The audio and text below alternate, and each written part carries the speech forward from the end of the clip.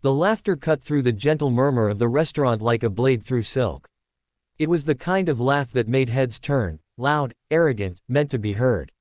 The man behind it sat confidently in a charcoal suit, a glint of mockery in his eyes as he waved a few crisp bills in his hand.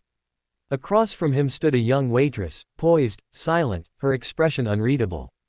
For a moment, the world around her seemed to fade.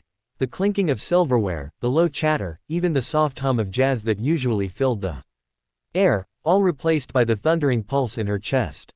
He had laughed at her accent. He had mocked her struggle to pronounce a single word correctly. And he had thrown down a cruel challenge that would change everything. "Serve me in English and I'll pay you $1,000. If you believe in kindness, humility, and second chances, then please take a second to like this video, subscribe to Kindness Corner, and share it with someone who needs a reminder that dignity is worth more than money." The young woman's name was Ariana Velasquez, a 23-year-old server who had been working double shifts for months to support her mother and younger brother back home in Guatemala. The restaurant, an elegant place called Maison de Lumiere, wasn't the kind of place she ever imagined herself working in. The guests wore tailored suits, silk dresses, and collan that whispered of wealth. Ariana, in her crisp white shirt and navy apron, felt invisible most days, except when someone wanted to make her feel small. But she bore it with quiet grace. Every tray she carried, every polite smile she offered was a silent step toward the dream she refused to let die, to become a language teacher and open a small school in her hometown. That afternoon, the restaurant gleamed with daylight. Laughter echoed, glasses clinked, and soft sunlight filtered through crystal chandeliers. Ariana approached the table where the older man sat. Mr. Collins, a wealthy real estate magnate known for his loud voice and sharper tongue. Seated beside him were two women, his younger girlfriend Veronica, in an emerald green dress, and another woman in a beige top, Elaine, who appeared to be his assistant.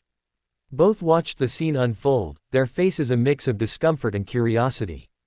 Ariana had just mispronounced a word while offering the menu in English, her voice hesitant. Mr. Collins seized the moment, smirking. "You work here and you don't even know proper English," he chuckled, waving the bills in his hand. "Tell you what, sweetheart. If you can serve me in English properly, I'll give you $1,000. His words drew a few looks from other diners. Some shook their heads, others just stared, waiting to see what the young waitress would do. Ariana felt her cheeks burn for a heartbeat. She wanted to run, but her mother's tired face flashed in her mind. The woman who stayed up late sewing, the woman who always said, "Don't let pride make you small, mija. Let strength make you stand tall." So Ariana stood a little straighter. She smiled faintly and began to speak softly, carefully, as if every syllable was a step forward through a storm. At first, her English was halting. Her accent was thick. Mr. Collins smirked wider, clearly amused.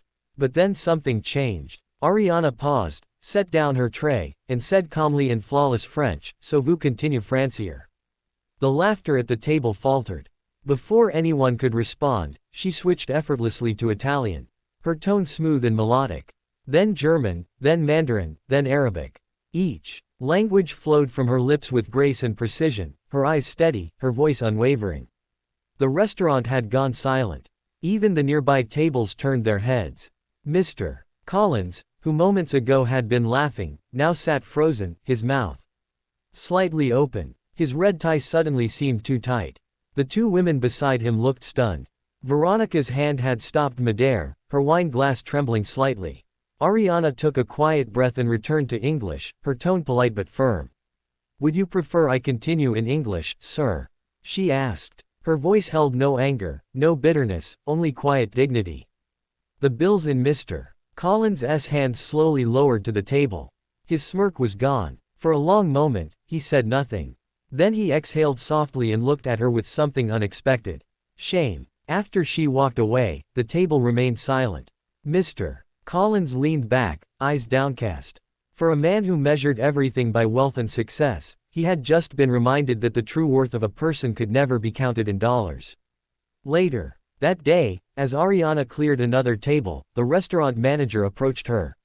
He looked nervous but proud.